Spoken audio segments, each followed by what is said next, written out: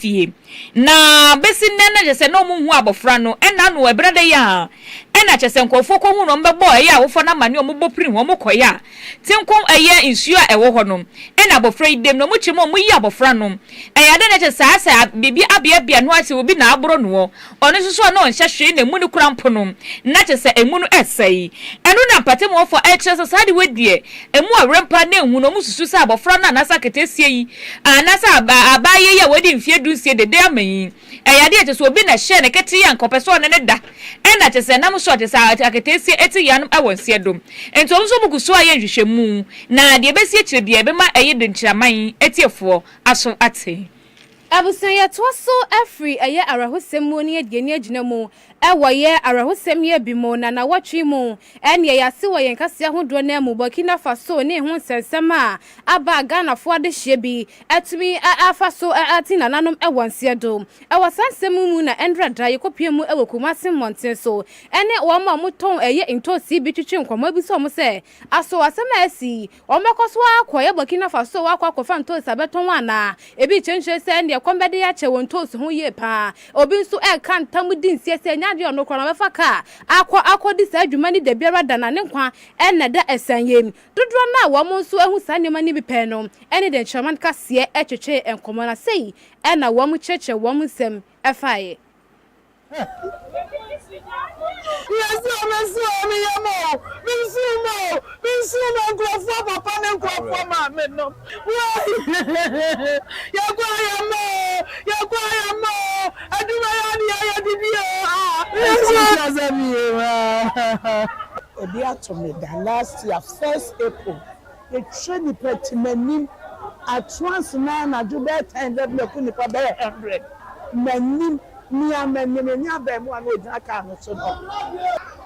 Many a car driver, your friend a power, or come. The Jano Casa Kaka way, she did not catch on his eye. He sent a can Makuma means me who one, Miss Rowe, catch. Oh, what's a man who can be? The T-Bomb Noir, now was so man who comes to say, maybe I say, yes, young Conom, one is a shame, yes, yes, a form, bomb is a shower. And to interpret what we say, see, what we will, na ye kon na bantma ka ba ko su die tie ye fani be wo se bantma ka na na bombo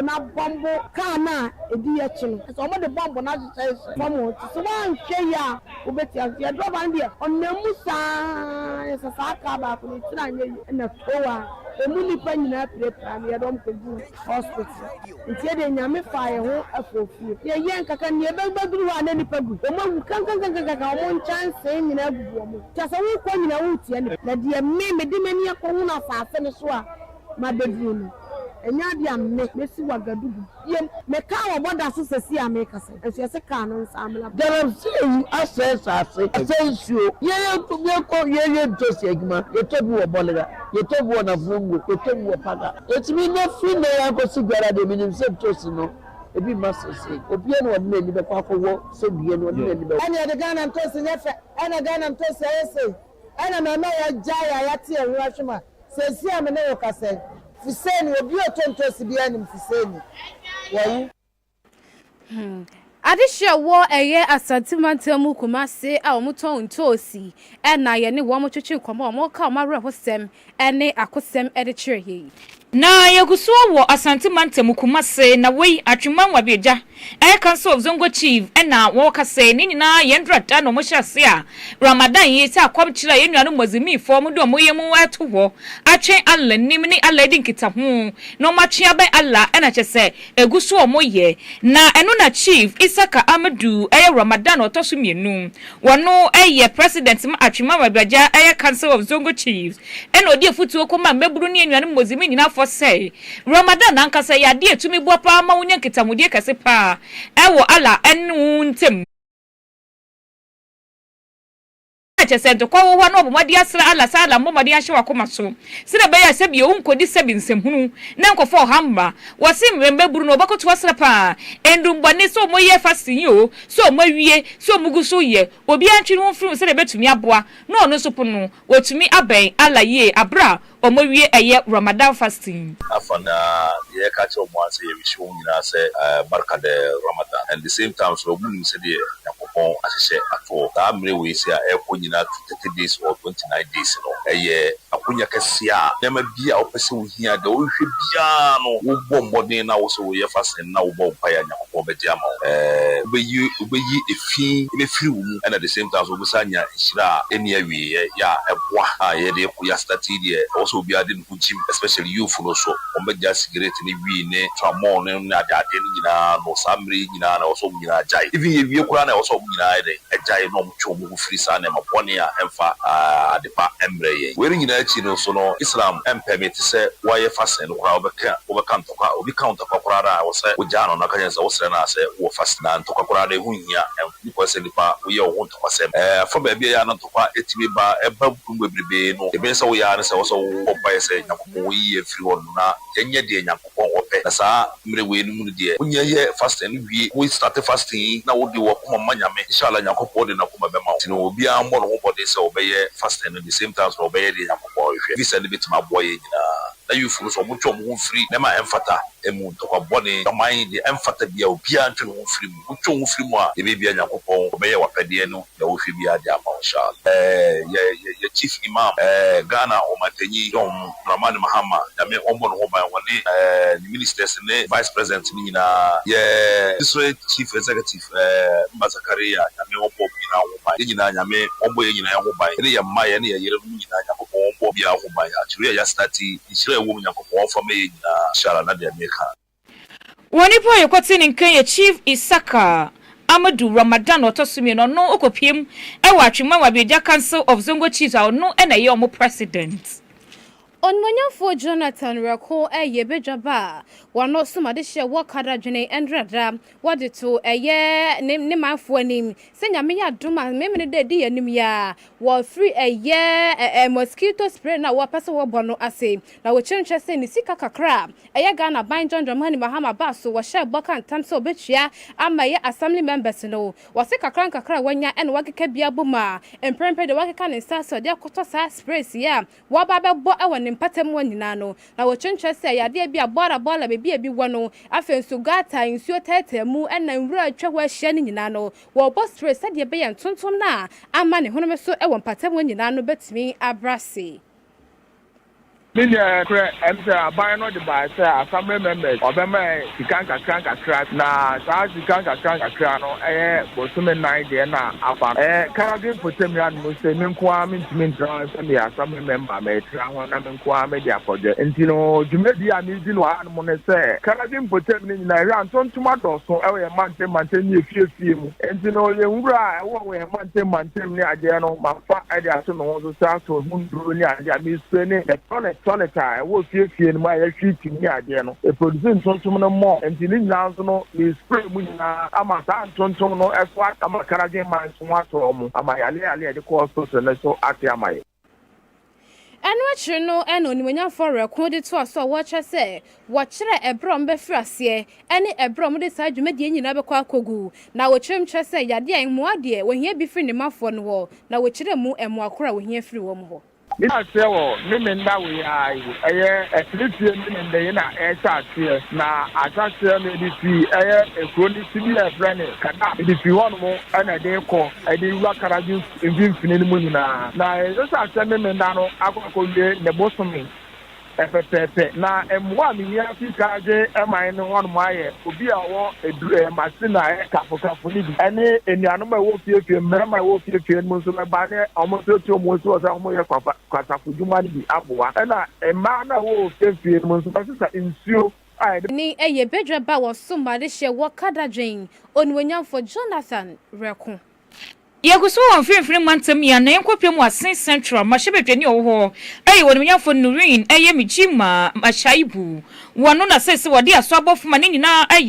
classroom blog achese wosi won patem 3 unit classroom blog o mensirim wosi sese num de entia na man foto abama ne so mo hempuntu wono so wontra won kwada da biara da nemum ne a obeye bia na wode mpuntu abam patem no wode beba de hianso mo so ebeboa no wo kuruyem ene nkabom se ne be obetumi aye adwuma no aye ne ye ama won the new Madini Egiputa ni ane se ejidi se ese ye adwumaden na de boa na ma ye consensi so aircra behwe wo hwe bureaus projecta and yakọ work so da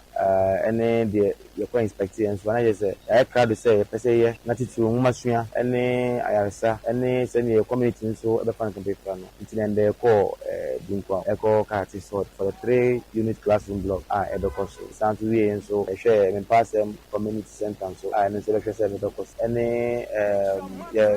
ya kwai unsensem tene be betin drip na sisu na ya kwai ni ama aboa sinamefo no and yejidi ni hope ni ane se ye bekoso ayedwumaden na ewojidi se oman no en nananom en mpinifo asofo the malamfo en president omo de omo pa pensamo okanyina ne nyina agire sikasem so na sikasem so de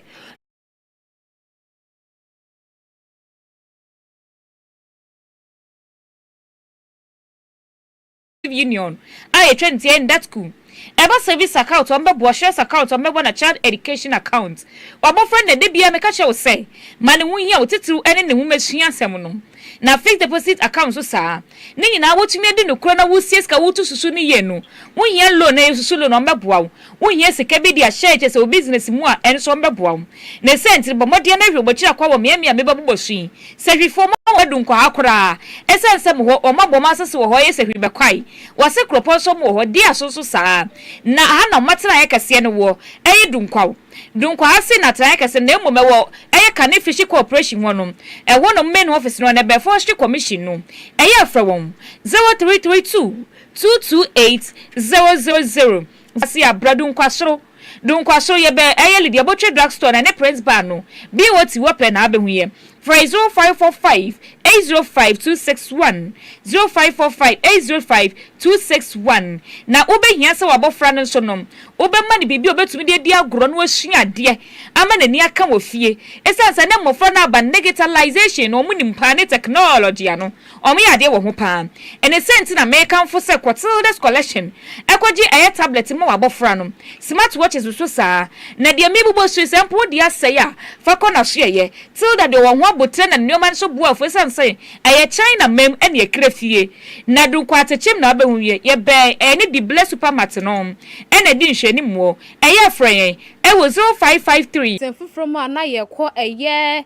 Kane Bambo Swafo no for Dominic Nitiwu na kache eno dia tudwa se na se de kai me se Ghana man panyi John Dramani Mahama ene NDC amemu no mu ye omure ye fi eye galamse metre former good to enamra kwan so mo wure ye fi kura esanse na se de aso mate o mani ayira wo ho kura wo twentwe se mpempa bepiem e wa Ghana ha ensuo ne forest ne sase a esen no ahomiti ye pa ti wo se wo mo hwe no mo ka ho asem ye na de akodu no No, it's worse off. Completely worse off. Everybody knows it's worse off. We've depleted a lot of our team. The last 1 year, what happened on the field is bad. It's worse off. I think the government has given up. That's why nobody's talking about it any longer. They've just given up. That's basically what it is. On Monya for Dominic Nitiwu. Yes, one son so yanko mashebe fie na Minister for Local Government, Chieftaincy and Religious Affairs. Oniminyam for Ahmed Ibrahim. One and Andrew Dawo mashebe fie na ojina simpie. Eso bo modia na edomanim ekasa ye. Na ne kasa mu na watch say. Wo mai gana mu ya sa asoli kuo ni ansoli wa say no. To afimpi mienu ne eduonu enumu no. Eyade omu ye registration no. Enso yo mu to register ye 2200.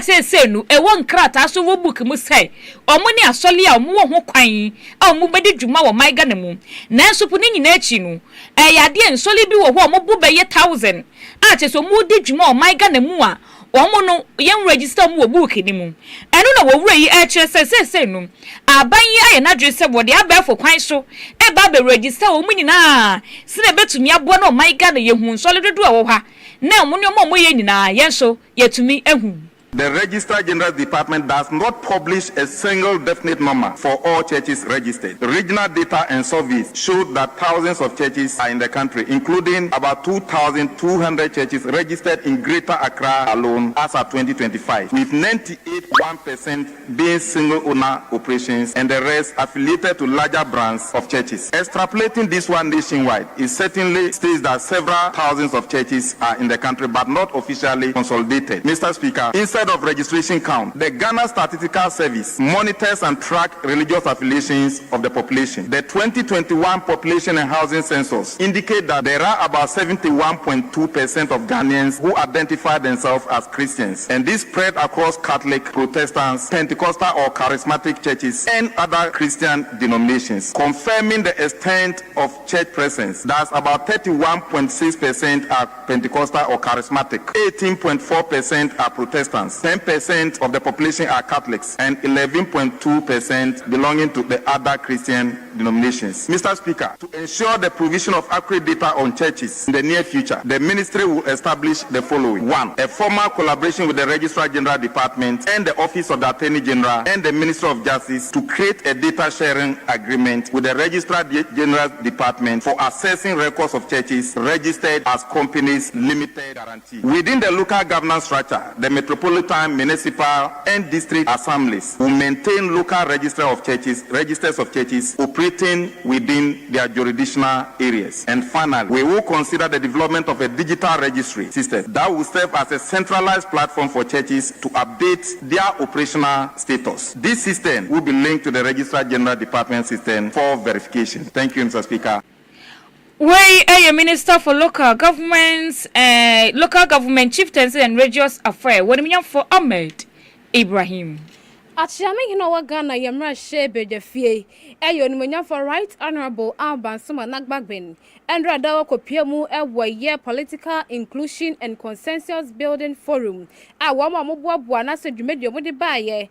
African Center for Parliamentary Affairs na bra wo je na adwa na se wo kasa achira Ghana manya na wo chemche se yade a edrum pempen so bi se NDC any MPP no ye benya third party mechira manyo ko foforo bi obabeka ho na chese competition emu aye tight mo aye tare esanse akwada ya wo na ndekura bagala harubu sanse political party bay ena edi nhwere wo man Ghana mi adobeka se MPP ni NDC eni to si edrum re se Ghana for mo sore na mutumi pede mu odin baako editor wo mu mienu achi se ne be ya competition no we ya anya we ni se we be ye nti de bia ni de bia mamani akọ Ghana ho ye pa. I learned this in 1992 when NDC had their first Congress, and that was at Cape Coast. I was then practicing in Accra here, and the variety,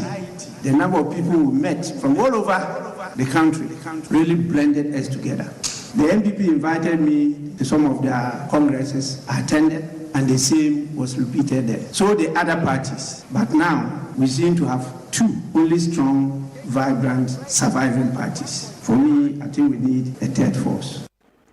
Enu achire no eno panyidi to so wacha say ye kase wadu obi hu ya pan de no ne de wanya ya odie bi ewanimu na de ntie wakasa ne nyina achire say eye ayawase east by election ya nyame adoma obenu mbosome de tosom ye nsa wa fimpim ye no eni aduoni nsia ye mu ye de ehhehye sui wase wo hwe wo ma mu gina na obaba ku kranim na ka obaba ku be ma wono bag be no de nsa si ne bote twan sanka obetan na chi ye pananso eja enya abasa obaye ndey. Political parties are the gateways to representation. Parliament is the arena where representation becomes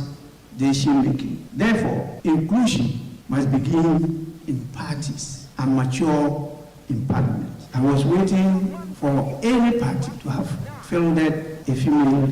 in the Ayawase East Bar election, and I was personally going to support the candidate because we need more of our women in Parliament. Unfortunately, the parties have disappointed me. Political parties are the gateways to representation. Parliament is the arena where representation becomes decision-making. Therefore, inclusion must begin in parties and mature in Parliament. I was waiting for any party to have fielded a female